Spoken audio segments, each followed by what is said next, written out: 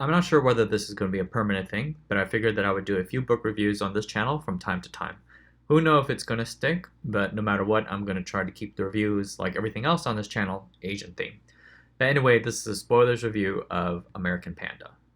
So I picked up this book because I was intrigued by the blurb. It says, an incisive, laugh out loud contemporary debut about a Taiwanese American teen whose parents want her to be a doctor and marry a Taiwanese Ivy Leaguer despite her squeamish with germs and crush on a Japanese classmate.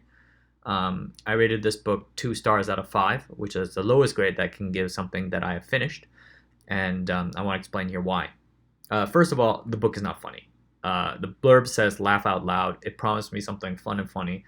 I had kind of imagined something like Crazy Rich Asians, which I found to be over the top and amusing, with the main character, who was also Asian American, being whisked from place to place, befuddled by what was happening in front of her.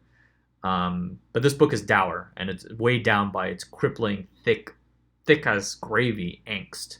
Its main character is introverted, extremely passive, and seems to be on a verge of what seems to be a severe mental breakdown. Events happen to her without having much of a say in how it happens. Just things just happen to her, and it contributes to this kind of feeling of helplessness throughout. Her prospective boyfriend and her romantic interest literally comes up to her and introduces himself, and they magically hit it off from there. I wouldn't even get a sense of what his own life goals and dreams were until almost you get this throwaway line at the afterward. Near the end, May's roommate, with whom she had had a bad relationship, had almost seemingly flipped a switch and then becomes kind of like an open book and a sassy friend, almost playing psychologist and teasing out May's own insecurities. And multiple times I wanted to scream out. She wanted to scream out to her overbearing parents about how much their suppression hurts her, but she doesn't say it over and over again, and then repeatedly takes the time to explain to us why, and why not? Why couldn't she say anything? And I would describe to it something kind of like a bad Korean melodrama, in which you kind of want to shake everyone by, like, you just want to grab them, just want to shake them, just say why, just say it already. I do note that I listened to the audiobook version of this book, and I did find the narrator to be on the melancholy side, just the way her voice is. Not sure how to make about that, but I feel like the narrator did her best. It's just something with her voice. And the humor doesn't work. The events seem improbable, but they do not cross into being outlandishly hilarious like they were with Crazy Rich Asians. The insertion of Chinese language is random, unexplained, not funny either. The jokes were more forced than a plugged-up Froyo machine. Late in the book, a character who is a stand-up comedian gets up in front of an audience and tells jokes about being Asian, which this gets double points for being mean as well, but I'll talk more about that later. And the audience in the book laughs, but I certainly did not. And the more they laughed, the more I felt like, more incredulous I got. The second thing is that this book is ephemeral and lacks grounding. Crazy Rich Asians takes place in the well-known city of Singapore and creates kind of like a fun, exciting atmosphere with its exotic descriptions of its unusual settings. And you always have an idea of kind of where the characters are at. For example, like they're jumping through this mansion, they're jumping to this building, they're going through this apartment, fancy apartment, stuff like that. They spend a lot of time on that. The vivid descriptions are missing in this book. The book takes place at MIT, but that's not well explained to me. I never went to MIT. I barely remember university now. And listening to these inside references and names of these areas on campus being called out by name, certain landmarks that I've never seen before, does not help me gain a clear understanding of our setting. And then certainly when they're unexplained. I just have the barest mental description. Snow here, square here. They climbed the mountain, they climbed a building, they climbed to the roof. There's some stuff there. I'm willing to say that setting your story in a university campus, especially when you went to, is the most institutionally dangerous thing you can do. It's intimately familiar to you, yet alien to everyone else.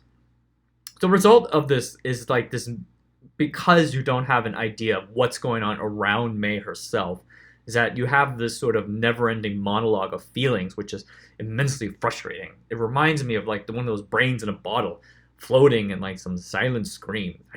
I just get feelings, and that drove me insane. Third, this book's story has been told a lot. I'm Asian American, I'm the son of two immigrants, and even I am tired of reading the same tale over and over again. When I told my sister about this book and its premise, all she said was, "Oh boy." Can't any other type of book get approved for publishing? I've read this sort of stuff in college essays and teen websites over and over again. My parents worked hard to come to America. I'm a child of two cultures. My cultures are clashing. Behold my angst. Like the main character actually says during an argument, "I am Asian American. Can't I be a little more American?" That's as cliche as we can get here. And I guess this stuff sells, or else they wouldn't keep publishing it. But what was partly so good about Crazy Rich Asians was that it wasn't just another straddling two world story that was Asian, not another, yeah. It was a story about people for whom being Asian was already part of their identity, and they are confident in it. The Asian American immigrant's tale is inherently insecure. It's 300 pages of anxiety and confusion about their own identity. So how is that fun or funny to read? And whatever. Okay, whatever. I recognize that I am at a point in my own life where I'm confident in who I am and what my place is in the world. But I struggled too when I was young, and I've not forgotten about that. To those who are now going through that struggle themselves, I can see the value of a book in which they can sympathize with the characters if those characters are going through those same problems. Whether or not this is the type of character you should be sympathizing with is up for debate, and I would argue vociferously for no. But yes, maybe a good book that takes an interesting, fresh angle to the story would be worth your time. And thus we come to our fourth point. This book makes being Asian, quote unquote, feel alien, outdated, and ridiculous, even for Asian Americans. This book elevates the American and Asian American by putting down the Asian part. The main character's relationship with her parents is messy, but to hear from her side, the reason it is the way it is not because mother and daughter are at different points in her life, or they have different values, or they have, different experiences, but it's because of this traditional Asian culture, quote unquote. Were it not for this traditional Asian culture, they would have this amazing relationship, and the best way to deal with it is to dump it. I feel like the young Asian American at the end of this book would come to the conclusion that their Asian heritage and culture is outdated and does not belong in the United States. And I guess the question that I would ask is, how does that help them reckon with their own Asian American identity? Because it's not going to go away. Just because they decide they're going to try to be a modern American, they're not suddenly free of being the Asian part, right? People are certainly going to notice that. And I feel like that's a huge mistake a lot of people make, especially myself. You can't ever be truly American in when you are an Asian American. You have to acknowledge that you're one of two. Okay, we might be able to argue that the parents are a misrepresentation of Asian culture, traditional Asian culture, like that of super controlling Christian or Mormon parents that we find in literature from time to time. Extremists. But the problem to me is that this extremist version of traditional Asian cultures appears to be shared by the entire wider Boston Asian community, with just one character being the exception who appears for a few pages and is actually used more as just a comparison point, as blackboard for May's thoughts rather than actual living character. First of all, I wasn't aware that all the Boston Asians in Boston knew each other. I wouldn't even aware they existed.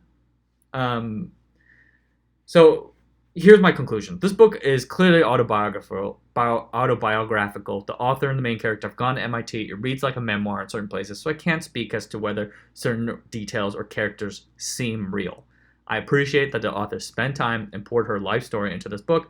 I just wished it turned out into a better, more enjoyable product. Read Crazy Rich Asians instead if you want Asian-themed literature that's not about growing up and struggling with the struggle of being Asian American. If you're actually interested in being Asian American you want a comprehensive, deeply thought-out piece about that experience, I would recommend Free Food for Millionaires by Min Jin Lee. Her current book Pachinko is out and getting her a lot of buzz, but her debut was amazing too. This book explores the ways in which various characters feel their own values, clash in between the cultures, but explores their views from their own perspectives. So what is seen as culture in American Panda is explored to be as part of someone's background and upbringing in Free Food for Millionaires.